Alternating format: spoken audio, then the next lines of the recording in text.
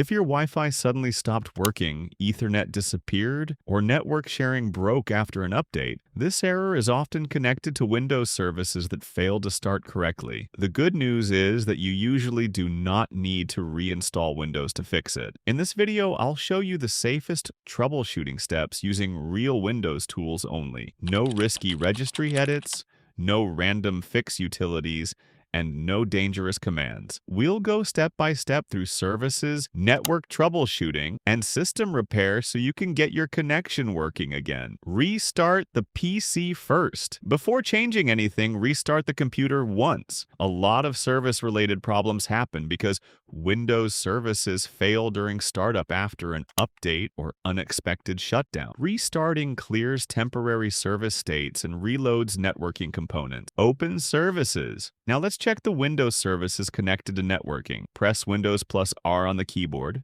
Type services.msc and press Enter. This opens the Windows Services console where important background services are managed. Be careful here. You should not randomly disable or modify services unless you know what they do. Check Key Network Services. Inside Services, look for these important items: Network Location Awareness, Network List Service, DHCP Client, DNS Client, WLAN AutoConfig, Remote Procedure Call or RPC. These services help Windows identify networks, assign IP addresses, resolve websites, and manage Wi-Fi connections. If one service fails, dependent services may fail too, which is why Windows shows the Dependency Service or group Fail to Start message. Double-click each service and check whether the startup type is set correctly. Start disabled services carefully. If you find a key networking service disabled, you can try starting it manually. Double-click the service, change startup type to automatic if appropriate, then click Start. Only do this for obvious networking services related to your connection problem. Do not randomly enable every service in Windows. Changing unrelated services can create stability issues or slow down the system. If a service refuses to start, note the exact error message because that can help identify whether the issue is driver-related,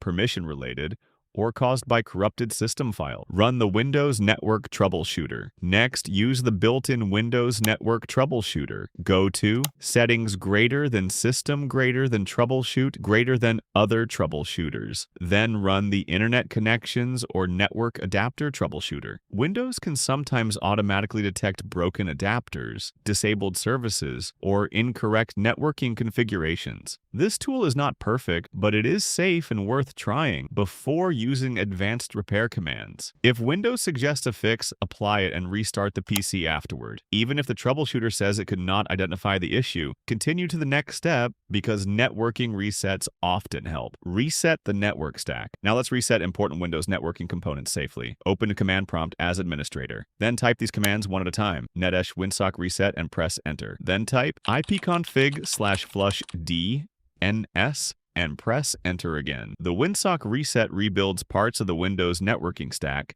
that may be corrupted. The DNS flush clears outdated or damaged DNS cache entries that can cause connection failures. These commands are commonly recommended for stubborn network problems and are generally safe to use. After running both commands, restart the PC before testing your connection again. Run System File Repair. If the problem still exists, check for corrupted Windows system files. Open Command Prompt as administrator again and run sfc/scano. This system file checker scan can repair damaged Windows files automatically. The scan may take several minutes, so let it finish completely. Restart the computer afterward. If SFC says it could not repair some files, you can then move on to DISM repair commands. But many users never need to go that far. Corrupted networking components or service files are a common cause of error 1068 after failed updates or interrupted shutdowns. So here's the safe fix ladder again. Restart the PC first. Check important network services and services. Start disabled networking services carefully. Run the Windows Network Troubleshooter. Reset winsock and flush DNS. Then run SFC system repair if needed, without reinstalling Windows or touching the registry.